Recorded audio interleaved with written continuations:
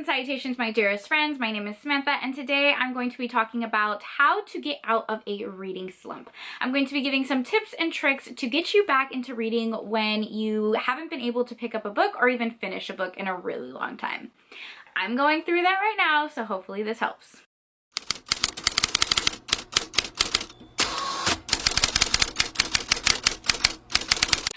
Hello, how are you? Welcome back to my channel. Today's going to be a little bit more of a chill video. I feel like I'm always doing reading vlogs and book hauls and just talking about all the books that I'm reading, but recently I haven't actually been reading that much. I talked about it on my channel before, but I've been going through quite a bit with my physical and mental health, and in results of that, I've just been in a massive reading slump. It feels like my brain cannot focus and finish a full-length novel. I have a few tips and tricks for those of you who are just struggling to finish a book, whether it's because you finished a really good book and you kind of have like a book hangover, or because you just have a lot of stressful things going on in your life and you can't find the time to read. I've been there, I'm currently there, so let's just talk about some tips. All right, so my favorite tip when I'm going through a reading slump, or when I'm going through anything like mentally or emotionally that I'm feeling kind of down, I love to reread my favorite books. And I know this tip is not going to work with everyone because a lot of people don't like to reread books, especially when they have like a mile-long TBR. They feel bad about rereading the same book. But for me, there's just something comforting about going back to my old favorite. Usually when I read a book the first time, I'm so engrossed into the story and so focused, and then the second and third time I can really enjoy it even more because I see all of the little details. I'll take time to annotate the books. Maybe I'll go back and actually physically read the book if I listen to an audiobook for the first time, or vice versa, and I'll listen to an audiobook if I read it physically the first time. And it's just a different reading experience, and because I already know the trajectory of the story, I find that I read it much more quicker and it helps me get out of those reading slumps. It isn't like a book recommendation video, but I do have 3 books that I just consistently read over and over again, and the first one is my favorite book of all time, and that is Again the Magic by Lisa Kleypas. This was the book that got me into reading like adult romances, historical romances. I had never really read a historical romance before picking up this book, and I feel like it just completely changed the game for me. It is my perfect romance book. It's a second chance romance. I talk about this book so much, I'm so sorry, but it's a second chance romance between Lady Eileen and McKenna. They're childhood sweethearts that end up getting separated because of class differences, and they end up sort of reconnecting years later, but they're both pretty heartbroken and bitter about how things ended. So this one, like I said, is just perfect. Everything about it. I love our hero. I love our heroine. I love our romance. It is just my baby, and I've read it like 7 times. So whenever I'm feeling down, I always pick this one up, and it helps me in my reading slumps. And then 2 other books that I really love to reread is Indigo by Beverly Jenkins. This to me is the most romantic, well-written love story I've ever read, and it's such a joy to read, and I never get tired of it, and I love the audiobook, so I constantly reread this one. Another one that's kind of random is Strange Grace. This is a YA fantasy book that has a polyamorous relationship in it, and I think because I'm not a fantasy reader, this is so intricate. The fantasy world is so beautifully built, and I feel like every single time I read this book I learn something new about the world and the writing, and it's such an intricate book that I feel like it is so good to reread, if that makes sense. Okay, my second tip for those of you who are having reading slumps: reset your Goodreads goal. Reset it. In fact, throw it out the window. Someone who cares about the amount of books that I'm reading, because like I said, reading is supposed to be for enjoyment. So if you are stressing about meeting your reading goal, like 100 books, 200 books, 300 books, set it to 0. Set it to something achievable for yourself, that you are not stressing about the number of books that you're reading and more so focusing on the enjoyment. It is much better to read one really good book that is impactful and brings you a lot of joy than speed read 10 books that you don't even remember. So don't focus on your reading goal. Don't compare yourself to other readers. I know on BookTube it can get very intimidating because people read 300, 400, 500, 600 books a year. In comparison, you can really put yourself down like you're not reading enough, but no.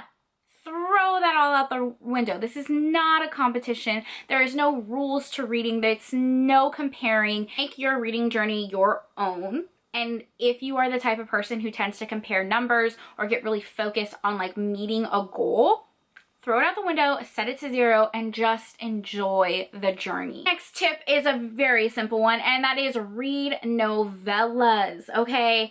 Sometimes a full-length novel is a lot to get through, and a novella is just perfect. You can take an hour out of your day and read a 60 to 80 page novella. It is short, sweet, sometimes steamy, really to the point, and it gives you the satisfaction of actually finishing a book. So usually what I do if I'm reading like a lot of historical romances, I use novellas as kind of like palate cleansers in between those books. Sometimes I'm just craving romance, but I don't have the time to sit down and finish an 8-hour audiobook. So novellas really are that for me.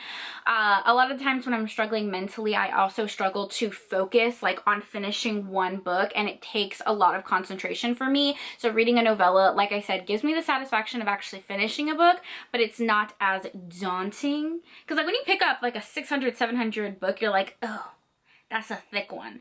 Versus like a sweet little 80-page novella, I'll read like 5 of those in one sitting. One of my favorite novella authors, these are more steamier novellas, and that is Jessica Cain. I'm a huge fan of Jessica Cain. She writes a lot of age gap taboo romances. I also really love Casey Mintz. That is a new discovery that I discovered because of my friend Rachel from Rachel Reads and Sings. Authors pump out so many novellas. They have dozens of novellas available on Kindle Unlimited that you can read in one sitting. I absolutely adore The Big Boys. I think it's called The Big Boys series by Casey Mintz that features some plus-sized heroes.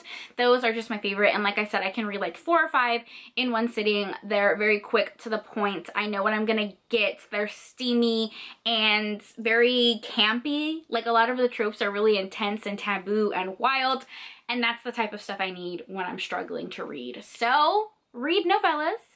I highly recommend Jessica Cain and Casey Mintz. I also really love Risley Adams and Daniel Allen, all authors that I've talked about before. They're just amazing. You can also find novella audiobooks that are only like 2 or 3 hours.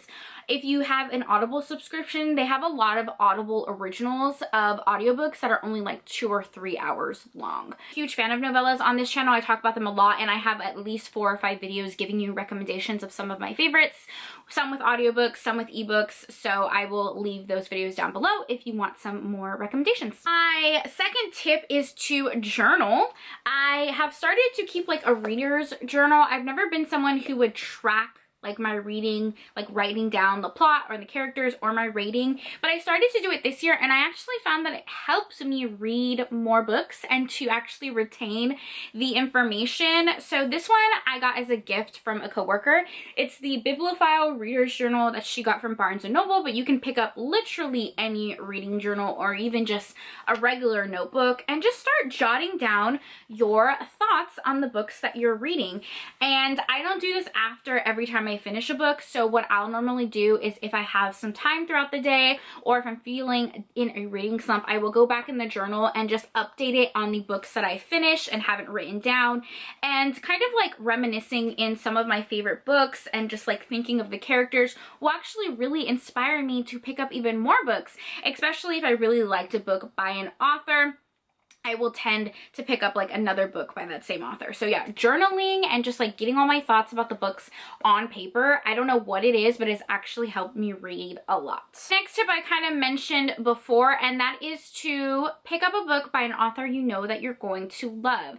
So if you have an author that you just generally love their books, binge their backlist. You already know you love their writing style. You already know you love the romance that they create. So go find their backlist and just binge it. That is one of my favorite things to do. If I find like a really good author, I will go onto their Goodreads like backlist and just read everything they've ever written. I'm a little obsessive like that, but it helps me get through reading slumps. And then my last tip is to listen to podcasts. So audiobooks are amazing, but again, sometimes I kind of zone out when I'm listening to audiobooks and I can't really focus on them. So podcasts are something that are really attainable to me. There are so many bookish podcasts that are available. My favorite is Fated Mates, and that's hosted by Sarah McLean, the historical romance author, and her friend Jen, who is like a romance editor and reader. And it is just such an amazing podcast. I'm sure so so many of you guys know about it already. Do book clubs that you can join and read with them. A really good tip also is to join a book club. There's so many romance book clubs out there where you can read like a book a month with friends, and sometimes buddy reading really does actually help. So yeah, that is a random tip I didn't even write down, but I'm gonna throw it in there now. So I do love those podcasts because they talk about some of their favorite books, they talk about different tropes, they do a book club, and I find that listening to podcasts, like bookish related podcasts, get me really excited to read. Okay, I know those tips were kind of simple and basic, but I hope they help you in some capacity. I enjoyed filming this video and chatting with you guys, so thank you so much for taking time out of your day to spend time with me. It means the absolute world to me. I hope you guys are all staying happy and healthy, and I will see you in the next video.